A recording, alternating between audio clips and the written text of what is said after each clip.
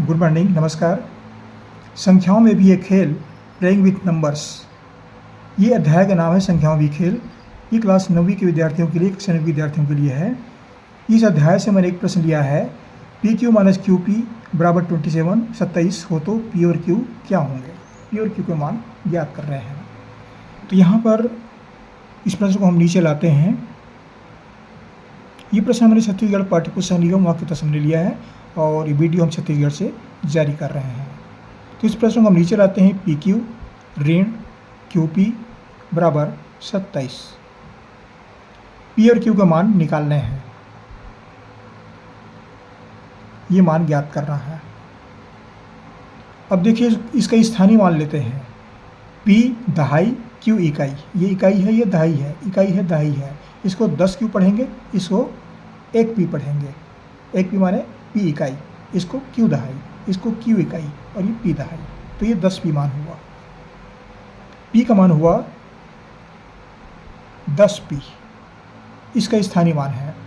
धन क्यू का मान क्या होगा, 1 क्यू, कोष्ठक में लिख देते हैं।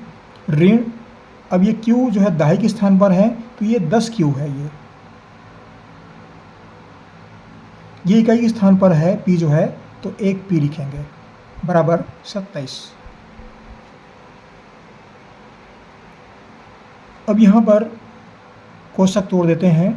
10 पी धन 1 क्यू ऋण, ये ऋण चिन्ह हो जाएगा 10 क्यू, ये ऋण और ये धन मिलकर के ऋण 1 पी बराबर 27। अब पी से पी घटा देते हैं। ये 10 पी में 1 पी घट जाएगा, यहाँ पर क्या बचा 9 पी। ये धन 1 क्यू है, ऋण 10 क्यू है, तो ये एक धन है, एक ऋण घट जाएगा, चिन्ह बड़ी राशि का आएगा, ऋण 9 क्यू बराबर यहाँ बचा 27। इन दोनों में उभयनिष्ठ क्या है 9, ये हो जाएगा पी ऋण क्यू। ये 9 उभयनिष्ठ बाहर आ गया बराबर 27। यह पी ऋण क्यू बराबर 27 बटा 9। 9 से काट देते हैं, 9 एकम 9, 9 तिया 27। क्या बचा, पी ऋण क्यू बराबर 3। अब इसके संभावित मान निकालते हैं।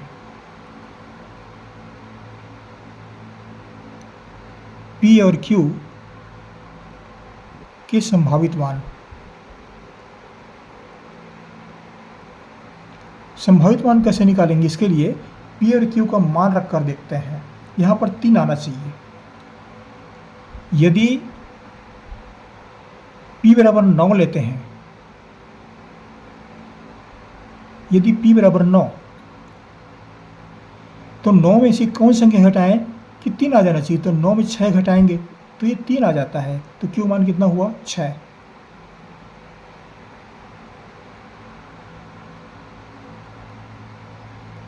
अब p बराबर दूसरे में लेते हैं, p बराबर 8 लेते हैं।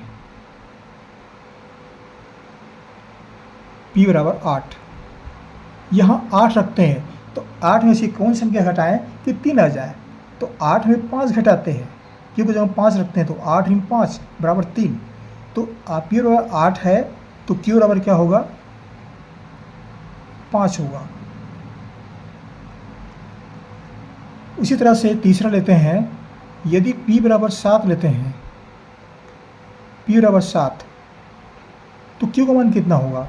यहाँ पर 7 रख दिए, 7 में कौन संख्या घटाएं कि 3 मिल जाए। तो 7 में 4 घटाते हैं तो 3 मिल जाता है, तो q का मान कितना मिला 4। इसी तरह से चौथा लेते हैं। p बराबर यदि 6 लेते हैं, p बराबर 6, इसका मान 6 लेते हैं। 6 में कौन सी संख्या घटाएं कि 3 मिल जाए। तो 6 में 3 घटाते हैं, यहाँ 3 आ जाएगा, 6 × 3 बराबर 3, तो q बराबर 3। तो इस तरह से ये सब इसके संभावित मान है।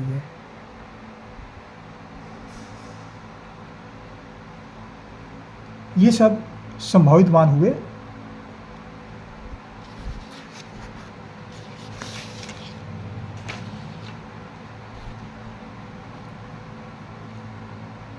इस तरह से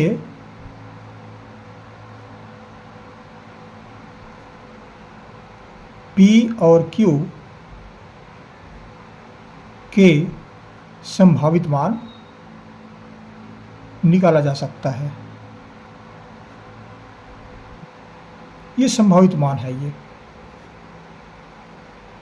इसमें कई मान निकलेंगे, बहुत सारे मान आएंगे, इसमें बहुत सारी संख्याएं आएंगी, और भी चाहें तो और भी निकाल सकते हैं। ये 3-4 उदाहरण पर्याप्त है। इस प्रश्न का उत्तर है ये। आशा करता हूँ कि सभी विद्यार्थियों के लिए ये वीडियो लाभदायक सिद्ध होगा। जहाँ से पढ़ रहे जरूर कमेंट कीजिए, कहाँ से पढ़ रहे हैं। हमारे चैनल को सब्सक्राइब करना ना भूलें, सब्सक्राइब अवश्य कर दीजिएगा। आपको हमारी से बहुत शुभकामनाएं, पढ़ते रहिए। अगले वीडियो में फिर मुलाकात होगी, फिर पढ़ेंगे, आपको एक नए वीडियो लेकर आएंगे। Thank you.